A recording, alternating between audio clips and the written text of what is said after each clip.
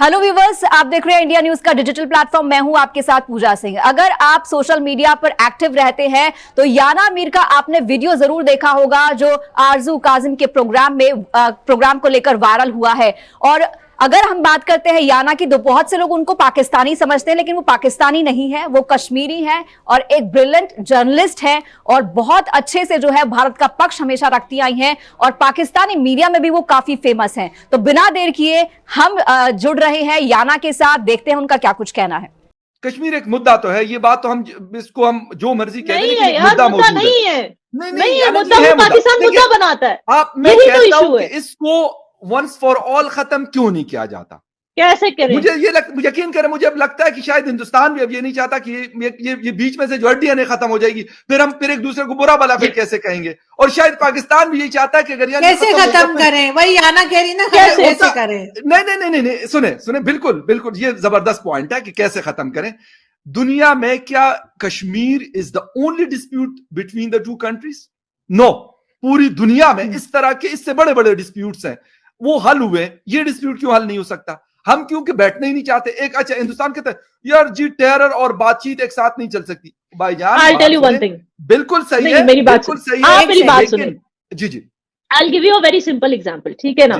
Suppose फकर साहब, suppose you're in love with a girl and she's married to somebody, और आप बार बार international forum पे जाके बोलोगे she is not happy with her husband. No, she is not happy with her husband. फिर वो आती है गुस्से से, वो बोलती है ये कौन है फकर Yousafzai, I am very happy with my husband. Why is he after my life?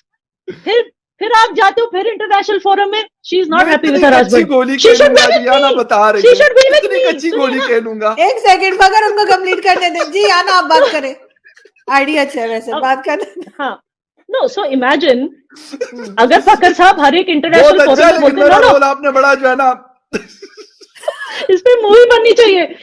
फकर साहब हर एक इंटरनेशनल फोरम पे जाकर बोलते हैं नहीं उस बेचारी लड़की की राइट्स छीनी गई, उसकी जबरदस्ती शादी कराई गई। वो हर जगह जाके बोल रही है I am happy with my husband, ये हर जगह जाके बोल रहा है she should be with me. अब बताओ ये डिस्प्यूट कैसे? हस्बैंड क्या बोलेगा उसका? ये साला होता कौन है? इसको तो मैं काट के इसकी बीवी भी अपने पास लाऊंगा अभी, बोलेगा ना हस्बैंड। तो पीओके की बात इसीलिए उठी है। तो इसीलिए दैट जो इंटरफेयरिंग बॉयफ्रेंड है he has to stop ना first. How can you tell the husband and the wife to stop? So this is the thing. ये इशू है। I hope मैंने आपको सिंपल तरीके से समझा दिया। अगर आप सब लोग सोशल मीडिया देखते हैं तो आप सब लोग जो है याना मीर को जरूर जानते होंगे, क्योंकि जब उन्होंने पाकिस्तान के एक एक्सपर्ट को धोया सोशल मीडिया पर, वो क्लिप वायरल हुआ आरजू काजमी के प्रोग्राम में और खुद याना इस वक्त हमारे साथ मौजूद हैं। तो पहले याना, मैं आपको बहुत बहुत जो है बधाई देना चाहूंगी कि आप इतना वायरल हो रही हैं और आपने क्या बेहतरीन तरीके से पाकिस्तान को धोया है। लेकिन मेरा सबसे पहला सवाल ये है कि ये पति पत्नी और जिहादी लवर वाला कंसेप्ट था, ये एकदम स्पॉन्टेनियस था कि पहले से ही आपके माइंड में था? नहीं, ये एकदम स्पॉन्टेनियस था और ये इसलिए मेरे माइंड में आया बिकॉज देखिए आरजू काजमी और फकर यूसुफजई जो दो वो पाकिस्तानी जर्नलिस्ट थे मेरे साथ, उनके साथ मैंने कई बार डिबेट्स किए हैं, मतलब डिबेट्स भी किए हैं और कई बार उनके अपने चैनल पे मैं गई हूँ फॉर अ डिस्कशन। और हर बार उनको एक ही कंफ्यूजन होता है कि कश्मीर का मुद्दा कैसे सॉल्व। वो अपने आप को कहते हैं कि हम इंडिया फ्रेंडली जर्नलिस्ट हैं पाकिस्तान से, और उनकी तरह बहुत सारे इंडिया फ्रेंडली जर्नलिस्ट, लेकिन इंडिया फ्रेंडली जर्नलिस्ट का भी यही मुद्दा होता है कि भाई कश्मीर इशू कैसे सॉल्व होगा। तो इट जस्ट स्ट्रक मी कि शायद ये इशू इसलिए नहीं सॉल्व हो रहा है। ऑफ कोर्स ये इशू इसलिए नहीं सॉल्व हो रहा है क्योंकि वहां की जो हुक्मरान है वो बार बार जाके इंडिया को जलील करते हैं इंटरनेशनल प्लेटफॉर्म्स में कश्मीर को लेके। लेकिन वो ऐसा क्यों करते हैं? वो ऐसा इसलिए करते हैं क्योंकि वहां की जो आवाम है पाकिस्तान की, वो हर बार उनको लगता है कि एक सेंस ऑफ एंटाइटलमेंट, एक बर्थ राइट है उनका कश्मीर के ऊपर, सिर्फ इसलिए कि हम यहाँ पर मुसलमान हैं। तो इसलिए उनको लगता है कि उनका बर्थ राइट है, वो कुछ भी बोल देंगे कश्मीर को लेके और मतलब उनका हक बनता है बोलने का, उनको ऐसा लगता है। तो मुझे ऐसे लगा जब हम आवाम को समझा देंगे कि आपका कोई हक नहीं है कश्मीर, जब आवाम ये समझ जाएगी तो हुक्मरान उनको अपीज करना बंद कर देंगे और इंडिया की मुखालफत में जो बातें करते रहते हैं वो सब खत्म हो जाएगा। ये मेरा नजरिया था। तो इसलिए मैंने सोचा कि आवाम तक पहुंचने के लिए एक सिंपल सा एग्जांपल देना अच्छा रहेगा जो उनको समझ आएगी। और आरजू भी आपके इस एग्जाम्पल पर जो है दिल खोल कर हंसी थी। और अगर बात करें जिनको धोया था, फकर की बात करें तो वो खुद भी हंस रहे थे और वो उन्होंने एक बात और एडमिट की थी कि हाँ भाई हम कमजोर हैं, ये भी उन्होंने एडमिट कर लिया। लेकिन इंटरेस्टिंग बात याना ये भी है कि अगर भारत की बात करते हैं, भारत ने खुले दिल से सबकी मदद की है। अगर कोरोना पैंडेमिक की बात करें तब भी जो है सबकी हेल्प की है, पड़ोसी देशों की हमेशा मदद करता है, चाहे हम श्रीलंका की बात करें, बाकी अपनी नेबरिंग कंट्रीज की बात करें। जी जी, लेकिन इस लिस्ट में, हेल्प लेने वालों की लिस्ट में पाकिस्तान का नाम कभी नहीं आता। इस पर क्या कहेंगे आप? बिकॉज उनको ईगो है ना, उनका इतना ईगो है। सोचिए आप, वो मुल्क पाकिस्तान इतना इन्फ्लेशन से गुजर रहा है इस वक्त, उनकी महंगाई, खाने पीने की, दवाइयों की महंगाई तो सर चढ़ के बोल रही है, एंड वहां के लोग पिस रहे हैं इस इन्फ्लेशन के नीचे। उनके पास, शायद आप यकीन नहीं करेंगे, उनके पास सिर्फ $100,000 वर्थ ऑफ दवाइयां बची है पूरे देश में। अब उनके लिए सबसे बेस्ट जो ऑप्शन रहेगा वो ये रहेगा कि इंडिया से वो मेडिसिन इंपोर्ट करे, जिसका इंपोर्ट करना उन्होंने तब बंद किया था जब यहां से आर्टिकल 370 हटा। उन्होंने ईगो में आके इंडिया से इंपोर्ट करना बंद कर दिया था मेडिसिन, और आज उसकी वजह से कौन भुगत रहा है? उनकी आवाम भुगत रही। उनके पास दवाइयां ही नहीं है, लोग मर रहे हैं सड़कों पे, और वो उनको फिर भी इतना ईगो है। तो आप क्या कर सकते? इंडिया तो वो कंट्री है जो ऐसे ही उठाकर $1 बिलियन एग्जैक्टली।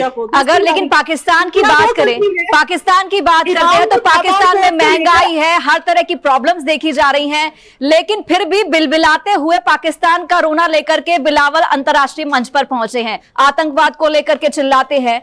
ये सब कहीं ना कहीं इसको लेकर भी जो है अब अंतर्राष्ट्रीय मंच को या फिर बाकी देशों को एक साथ आना पड़ेगा, क्योंकि मोदी जी हमेशा कहते हैं, हमेशा वो ग्रोथ की बात करते हैं। और एस जयशंकर के भी आपने बयान देखे होंगे, जिस तरीके से ओसामा बिन लादेन के बारे में उन्होंने कहा कि जो ओसामा बिन लादेन को शरण देते हैं वो कम से कम इंडिया को भाषण ना दें। देखिए, उनका कहना है पाकिस्तान वालों का कि भाई जो बिलावल भुट्टो ने कहा that was just a reaction to जो जयशंकर जी ने कहा। लेकिन मुझे बताइए, जयशंकर जी ने ऐसा क्या बोल दिया जो पाकिस्तान वालों ने पहले ही अपने देश के बारे में नहीं सुना हो? अब अगर वो कहते हैं कि जयशंकर जी क्यों हमारी कंट्री को टेररिस्ट कंट्री बोल रहे हैं, क्यों वो कह रहे हैं, क्यों वो इस्लामोफोबिक बन रहे हैं, तो फिर उनको यही चीज जो है जाके FATF के 37 मेंबर नेशन से यही चीज पूछनी है कि आप सबने क्यों पाकिस्तान को रखा था ग्रे लिस्ट में, क्यों हमें टेररिस्ट नेशन बोला था? 1993 में US सेक्रेटरी ऑफ स्टेट ने भी पाकिस्तान को टेररिस्ट नेशन बोला था, फिर उनको भी पूछिए क्यों हमें टेररिस्ट नेशन, क्यों आप इस्लामोफोबिक हो? और बार बार ये this is not the way. और मुझे तो, नॉट ओनली मुझे, ये तो पूरी दुनिया को पता है कि अपने एडमिनिस्ट्रेटिव फेलियर्स को छुपाने के लिए, अपने गवर्नमेंट की फेलियर्स को छुपाने के लिए, आवाम का ध्यान भटकाने के लिए वो कश्मीर का इश्यू रेकअप करते हैं हर बार। और जब कश्मीर से वो हार चुके थे, अब ये सुनिए, कश्मीर का इश्यू उनको पता है वो हार चुके हैं, खालिस्तान का इश्यू उनको पता है वो हार चुके हैं। अब उन्होंने गुजरात का मुद्दा उठाया हुआ है, he is a butcher of Gujarati. आप मुझे बताइए, जब मोदी जी को सबसे ज्यादा मुस्लिम वोट जो मिलते हैं वो गुजरात से ही आते हैं, तो क्या गुजराती मुस्लिम को खुद नहीं पता कि वो कोई कसाई है क्या?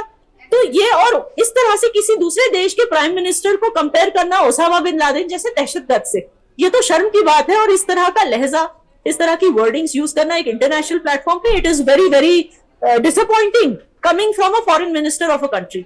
जी चलिए याना, बहुत बहुत थैंक यू आपका टाइम देने के लिए, एंड ऑल द बेस्ट। आपने इतनी अच्छी तरीके से इंडिया की बात को रखा और जो पाकिस्तान की धुनाई की है वो तो ऑसम थी। थैंक यू सो मच याना हमसे बात करने के लिए। तो हमारे साथ ही ये एक्सपर्ट, जिन्होंने एक ब्रिलियंट पत्रकार है और साथ ही साथ जो है उन्होंने पाकिस्तान को किस तरीके से धोया वो भी आपने देखा होगा। फिलहाल इंडिया न्यूज के डिजिटल प्लेटफॉर्म पर आज के लिए इतना ही। मुझे दीजिए इजाजत, बाकी अपडेट्स के लिए आप जुड़े रहिए हमारे साथ। Thank you.